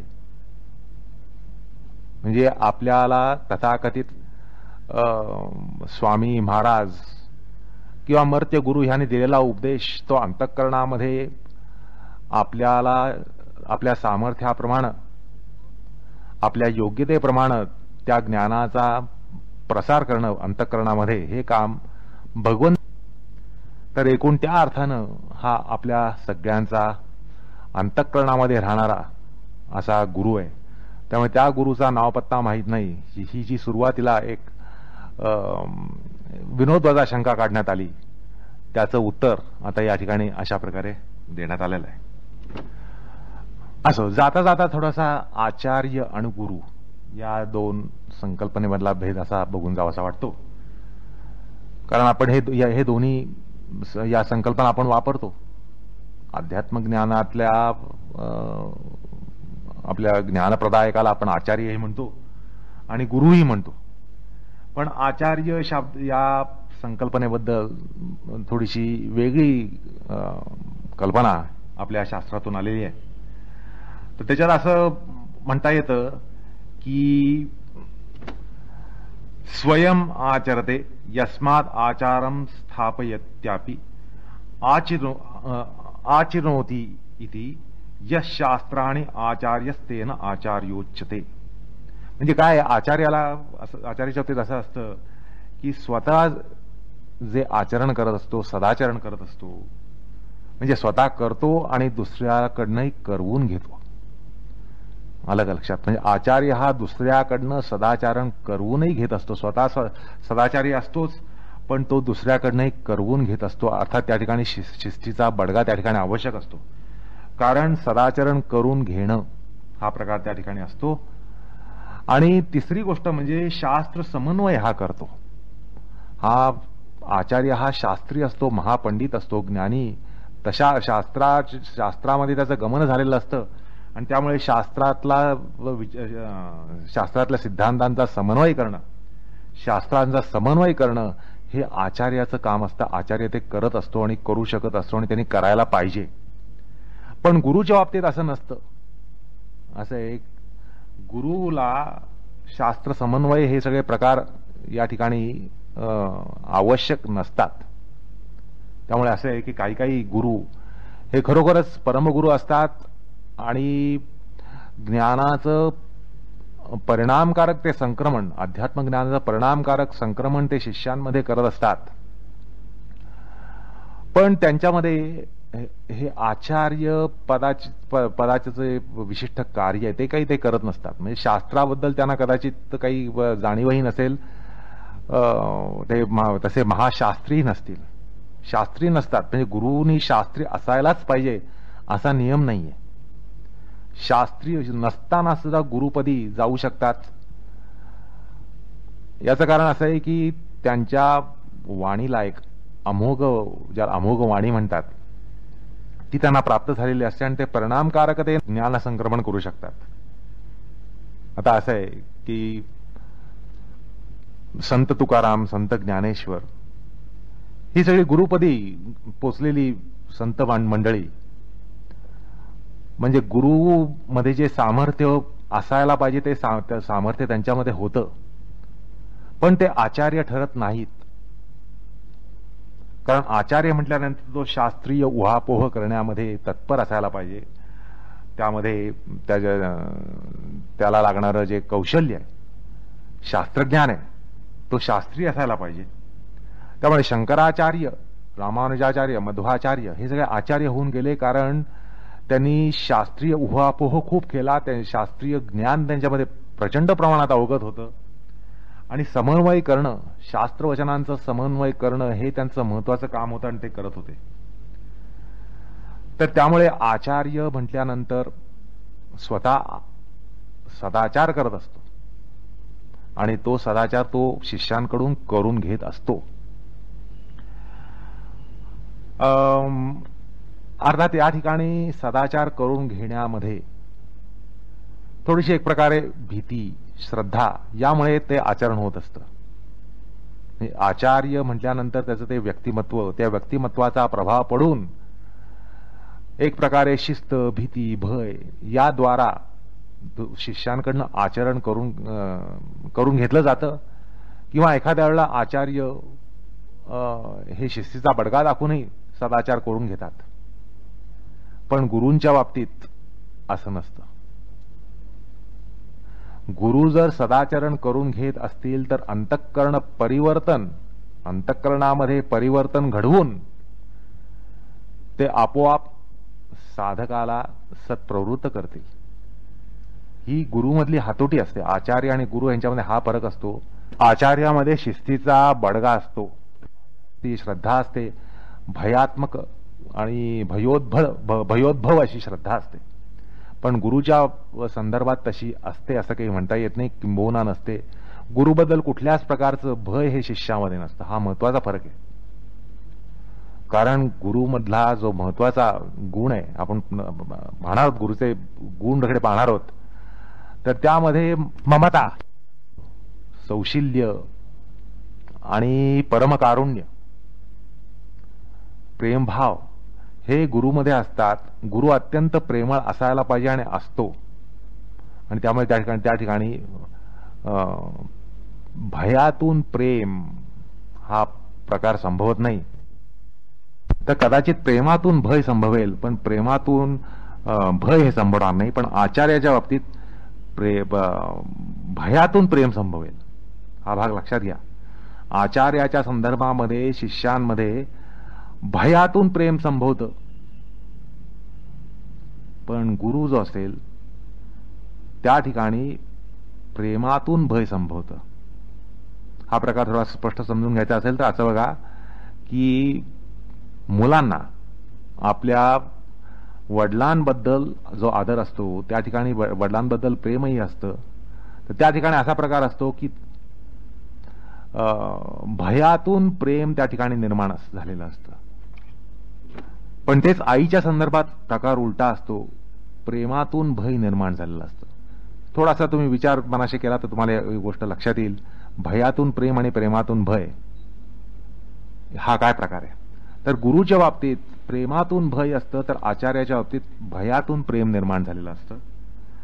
तर अर्थात मुख्य फरक आचार्यामध्ये की तो शास्त्र समन्वय करणारा असतो, महाशास्त्री असतो, शास्त्रपंडित असतो, शास्त्रज्ञ असतो.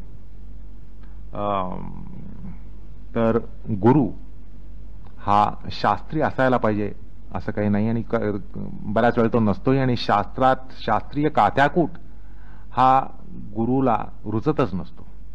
असो,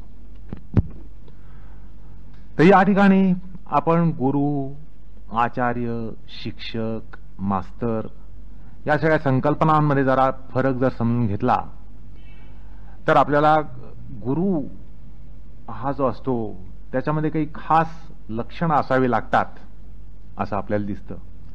कारण असं आहे की बाकीच्या ज्या विद्या असतात, अध्यात्म ज्ञानाखेरीज बाकीच्या ज्या विद्या असतात त्या आपल्याला विविध माध्यमातून घेता येतात, आणि शेवटी त्या विद्या मेंदूमध्ये जाव्या लागतात. म्हणजे त्या ज्ञानाचा, त्या विद्येचा शिरकाव हा मेंदूमध्ये व्हावा लागतो, आणि मेंदूमध्ये त्याचा शिरकाव झाल्यानंतर त्याच्यावर ज्ञान प्रक्रिया ही होत असते. मग या विद्यांच्या बाबतीत आपल्या परंपरेमध्ये असं सांगितलं जायचं, छडी लागे छमछम विद्या ये घमघम.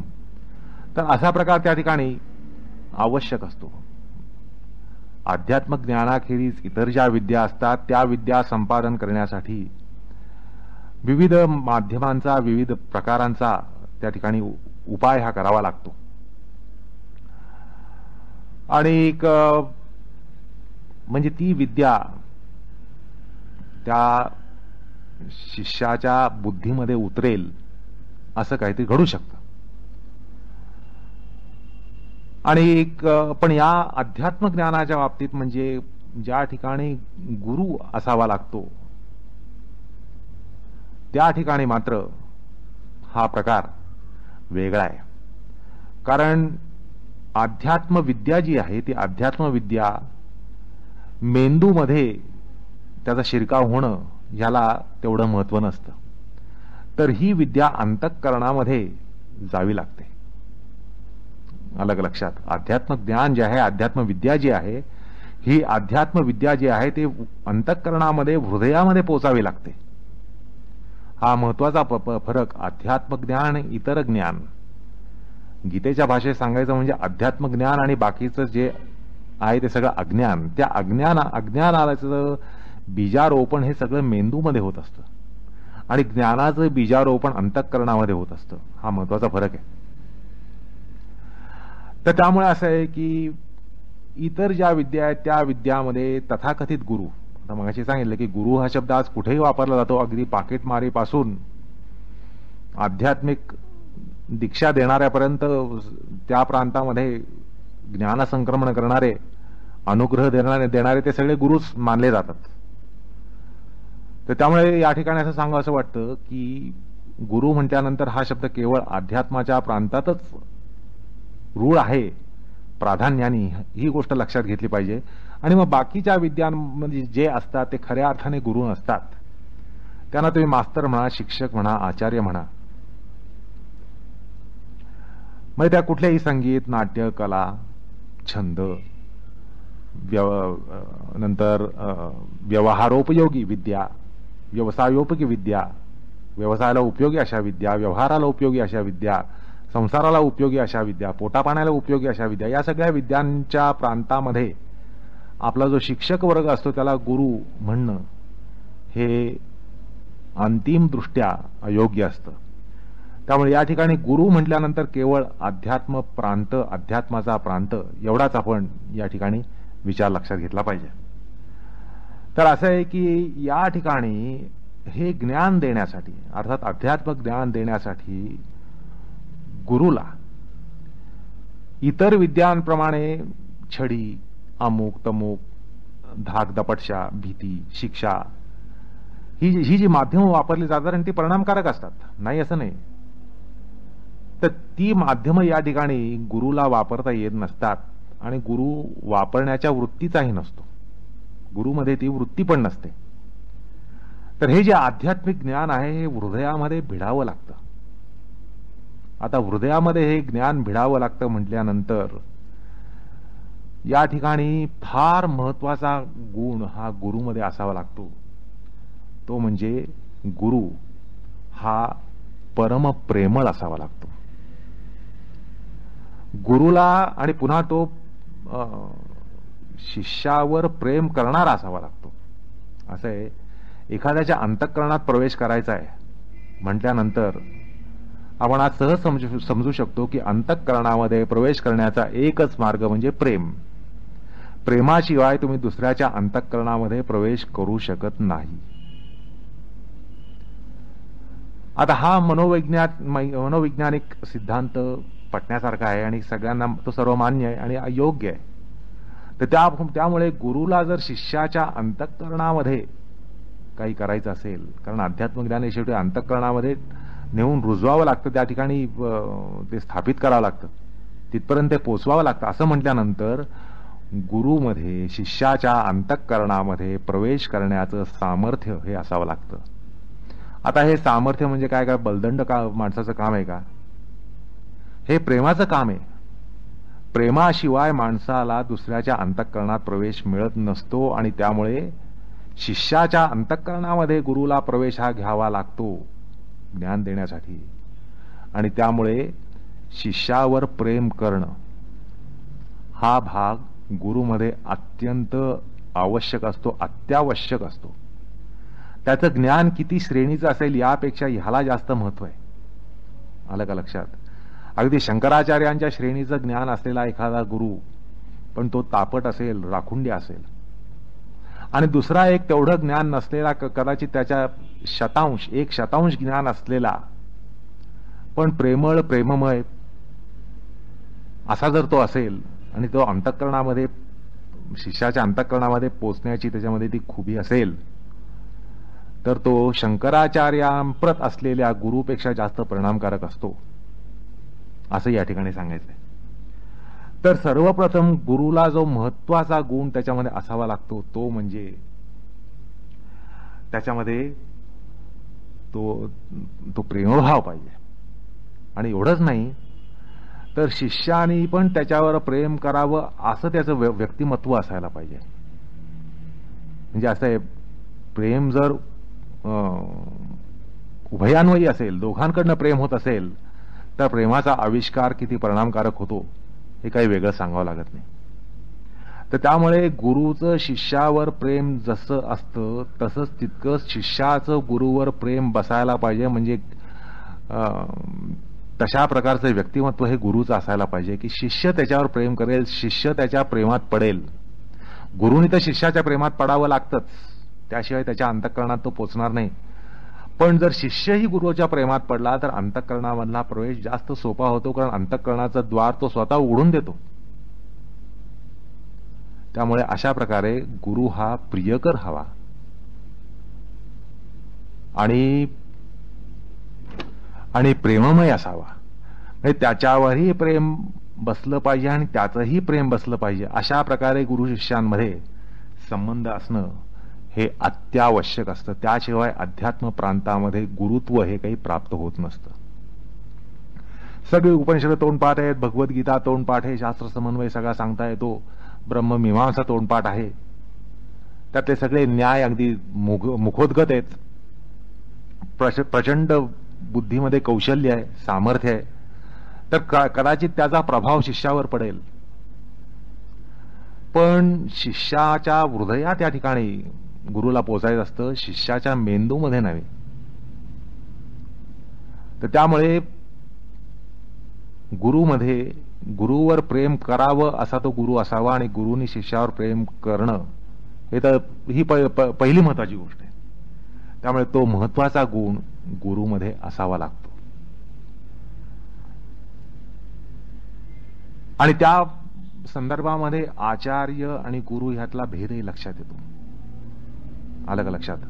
आचार्य हा शिस्तीचा बडगा दाखवू शकतो, किंवा आचार्याचं व्यक्तिमत्व इतकं काही प्रखर असतं, तेजस्वी असतं की त्याच्यामुळे शिष्य दिपून गेलेले असतात आणि त्याच्या प्रभावाखाली येतात. पण त्याच्यामुळे त्या आचार्याला गुरुत्व मिळत नाही, कारण गुरुनी त्या शिष्यांवर प्रेम करणं हे तितकंच म्हणजे सर्वात महत्वाचं असतं. तो भाग आचार्यामध्ये असेल असं काही सांगता येत नाही, कारण आचार्य हा स्वतःच्या आचरणामध्ये इतका काही व्यग्र असतो की त्याचं आचरण सांभाळणं हे आचार्याचं फार महत्वाचं कर्तव्य असतं. ते आचार्यपदाचं महत्वाचं कर्तव्य असतं की स्वतःचं आचरण हे सांभाळायचं, आणि मग दुसऱ्याचं आचरण पहिल्यांदी सांभाळणं हे त्याचं महत्वाचं काम असतं. आणि ज्ञान प्रदायकत्व हे त्याच्यानंतर येत असतं. आचार्य पदामध्ये हा फरक असतो की स्वतः आचरण करणं आणि पहिल्या प्रथम आपल्या शिष्यांकडनं आचरण करून घेणं हा त्याचा महत्वाचा हेतू असतो आचार्याचा. तर त्यामुळे गुरुशी त्याचा फरक हा त्या संदर्भात लगेच लक्षात येतो.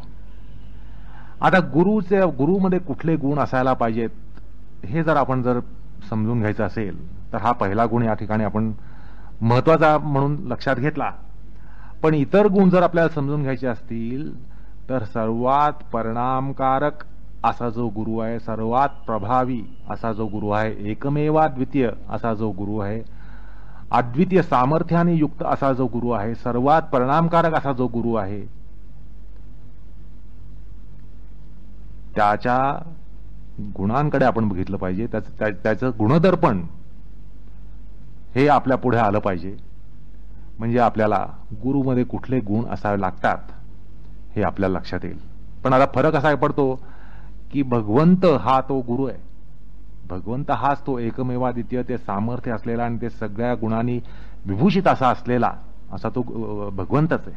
जे गुण आता गुरुमध्ये आपण बघणार आहोत ते कुठे बघायचे, तर हा प्रश्न आता सांगितला तेच आपल्याला भगवंतामध्ये बघायचे, ईश्वरामध्ये बघायचे, ते तिथं सापडतात. फक्त फरक एवढाच की भगवंतामध्ये ते परमश्रेणीचे असतात, तर एखाद्या मर्त्य गुरुमध्ये ते परमश्रेणीचे नसतील, पण ते असावेच लागतात. तर असं आहे भगवंतामध्ये. भगवंत सर्वात परिणामकारक गुरु का? तर पहिली गोष्ट म्हणजे परमज्ञान आहे. भगवंतामध्ये परमज्ञान आहे, अर्थात गुरुमध्ये ज्ञान असायला पाहिजे. परमश्रेणी जर नसलं तरी शिष्य आपल्या प्रभावात येईल, प्रभावाखाली येईल इतपत त्याच्यामध्ये ज्ञान असायला पाहिजे. त्यानंतर असं आहे की गुरु शिष्य संबंधामध्ये सौशील्य, शिष्याबद्दल सौशील्य हे फार महत्वाचं असतं. कारण असं आहे की शेवटी शिष्य म्हटल्यानंतर तो अज्ञानी आहे हे गृहीतच आहे, आणि गुरु हा ज्ञानी आहे. त्यांच्यामध्ये तेवढी तफावत आहे. गुरुमध्ये ज्ञान आहे आणि शिष्यामध्ये अज्ञान आहे. गुरुमध्ये सत्व आहे आणि ह्याच्यामध्ये तम आहे म्हटल्यानंतर शिष्याबद्दल त्याच्यामध्ये सौशील्य असायला पाहिजे, नाही सहनशक्ती असण्याची फार शक्यता कमी असते. आणि बऱ्याच वेळा असं होतं की शिक्षक, मास्तर, तथाकथित गुरु यांना शिष्यामधली कमतरता, शिष्यामधली निःशक्तता, असामर्थ्य हे सहन होत नसतं, आणि त्यांच्यामध्ये ते साहन्य नसतं, सहनशीलता नसते. आलं का लक्षात? पण गुरु म्हटल्यानंतर त्याच्यामध्ये ती सहनशीलता असायला पाहिजे. भगवंतामध्ये ती परमश्रेणीची असते, गुरुमध्ये निदान ती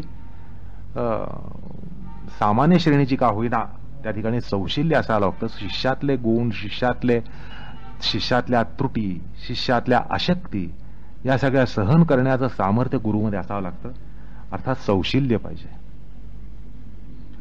त्यानंतर वात्सल्य. भगवंतामध्ये हे परमवात्सल्य असतं, परमश्रेणीचं वात्सल्य असतं. गुरुमध्ये ते वात्सल्य असायला पाहिजे. वात्सल्याशिवाय अंतःकरणामध्ये त्याला प्रवेश मिळणं कदापिही शक्य नसतं.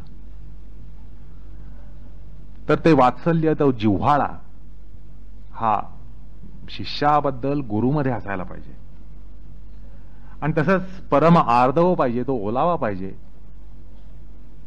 आर्जव पाहिजे त्या ठिकाणी, आणि परम सौहार्द पाहिजे.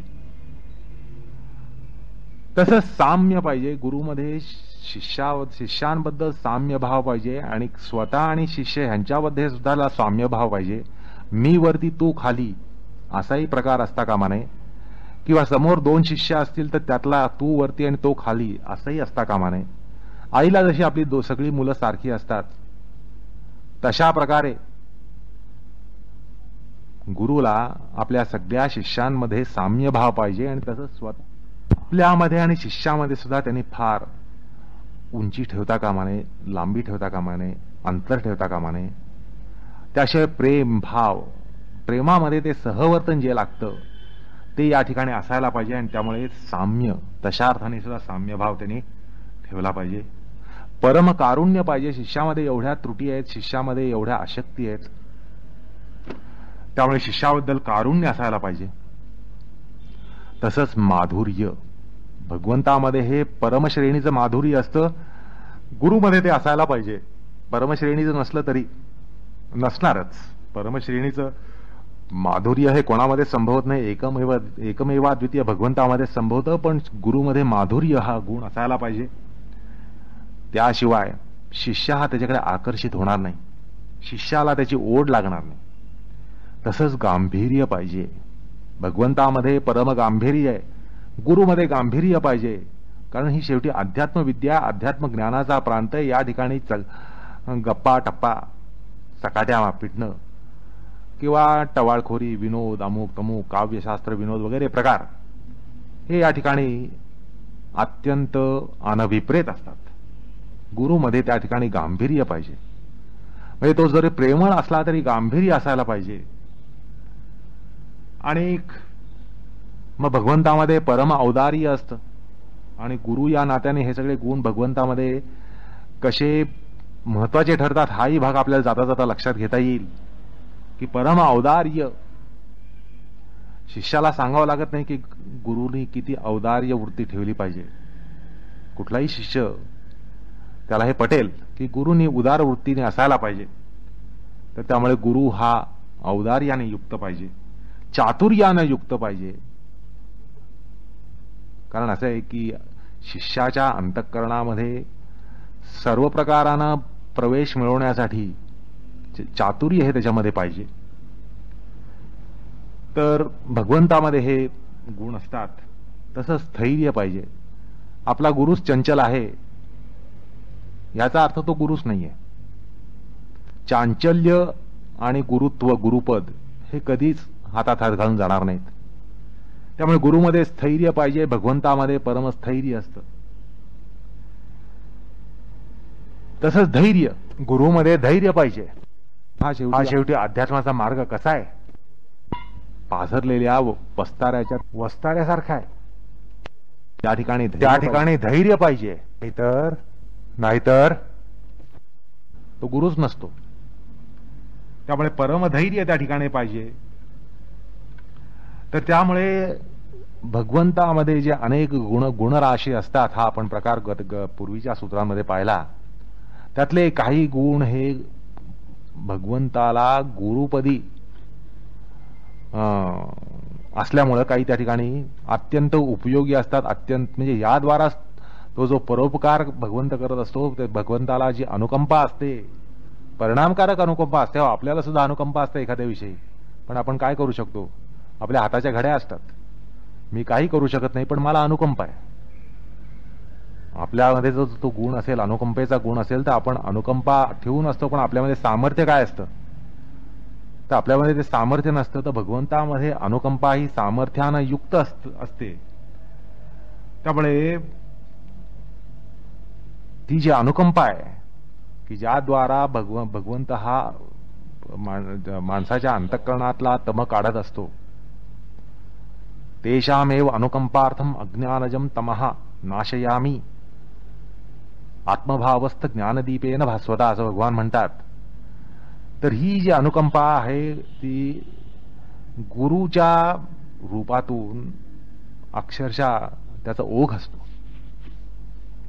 त्यामुळे भगवंतामध्ये जे अनेक गुण असतात असं आपण पाहिलं, त्यातले काही गुण जे आहेत ते भगवंत आपला गुरु असल्यामुळं त्याचा अक्षरशः आपल्याकडे ओघ असतो. ज्ञान म्हणा, सौशील्य, वात्सल्य, आर्जव, सौहार्द, साम्य, कारुण्य, माधुर्य, गांभीर्य, औदार्य, चातुर्य, स्थैर्य, धैर्य हे सगळे जे गुण आहेत यांचा जो ओघ आहे आपल्याकडे तो गुरु म्हणून फार महत्वाचा ठरतो. आणि हे गुण गुरुमध्ये असावे लागतात. त्याशिवाय कुठलाही मर्त्य माणूस गुरुपदावर हा जाऊ शकत नसतो. अलग लक्षात, म्हणजे केवळ विद्या प्रदान करणं, विद्या देणं, विद्यादान करणं याने तो गुरुपदी जाऊन पोचत नसतो. तर हे सगळे गुण त्याच्यामध्ये असतील तर तो गुरु होऊ शकतो, अन्यथा तो गुरु होऊ शकत नाही. अन्यथा तो मास्तर असेल, शिक्षक असेल. अगदी आध्यात्मिक विद्या म्हणजे उपनिषद जरी एखादा सांगत असला तरी हे जर गुण त्याच्यामध्ये नसतील तर उपनिषदाचं सार, उपनिषदाचं जे काय ज्ञान असतं ते तो समुदायाच्या मेंदूमध्ये पोचत असतो. किंवा तो शिष्य नसतोच, समोर जो श्रोता असतो त्या श्रोत्याच्या मेंदूमध्ये पोचवणं एवढंच काम तो करत असतो. पण तो लगेच त्या ठिकाणी गुरु ठरत नाही. कारण हे जे अध्यात्म ज्ञान आहे ते अंतःकरणामध्ये पोचवावं लागतं. आणि त्यासाठी गुरु हा काही गुणांनी युक्त असावा लागतो. त्याशिवाय जो कोणी असेल तो गुरुपदी नसतोच. आणि सर्वात मुख्य गुण म्हणजे परम प्रेम. त्याच्यामध्ये प्रेम असायला पाहिजे, प्रेमभाव असायला पाहिजे. तो प्रेमळ असायला पाहिजे, प्रेममय असायला पाहिजे. आणि त्याचबरोबर प्रेमळ असल्यामुळे त्याच्यामध्ये हे जे बाकीचे जर गुण त्या ठिकाणी असतील तर त्याच्या प्रेमाचा आविष्कार हा जास्त परिणामकारक होऊ शकतो. आता भगवंतामध्ये, ईश्वरामध्ये हे गुण परमश्रेणीचे असतात आणि त्यामुळेच तो गुरु ठरतो. आणि म्हणूनच सूत्रकार हा सगळा त्यातला गूढार्थ, गर्भितार्थ हा त्या ठिकाणी या शास्त्रामध्ये मांडताना म्हणून ते म्हणतात, पूर्वेशामपि गुरुः कालेन अनवच्छेदात. पूर्वेशामपि गुरुः म्हणजे आपलाही गुरु आणि तसाच आपला जसा आहे तसाच पूर्वजांचाही गुरु होता. आणि उत्तर सर्गामध्ये सुद्धा तो सगळ्यांचा गुरु असणार आहे, कारण तो कालाने अनवच्छेदित आहे. म्हणजे भगवंत हा गुरु कसा, हा ईश्वर गुरु कसा, हे या ठिकाणी सूत्रकार सांगतात. म्हणजे ईश्वरामध्ये गुरुला लागणारे परमगुण आहेत म्हणून, आणि तो साक्षात आपला गुरु असल्यानं तसा ते निर्देश करतात. आणि गुरु म्हटल्यानंतर त्याच्यामध्ये हे सगळे गुण कसे प्रकर्षाने असतात, जे सुरुवातीला उपक्रमामध्ये सांगितलं की हा भगवंत गुरु आहे हे सांगताना त्याच्या अनेक गुणगणांचा त्या ठिकाणी, म्हणजे त्याच्या गुणांच्या पैलूंचाही या ठिकाणी आविष्कार सूत्रामध्ये होत आहे असं सुरुवातीला सांगितलं उपक्रमामध्ये. तर ते हे गुण आहेत.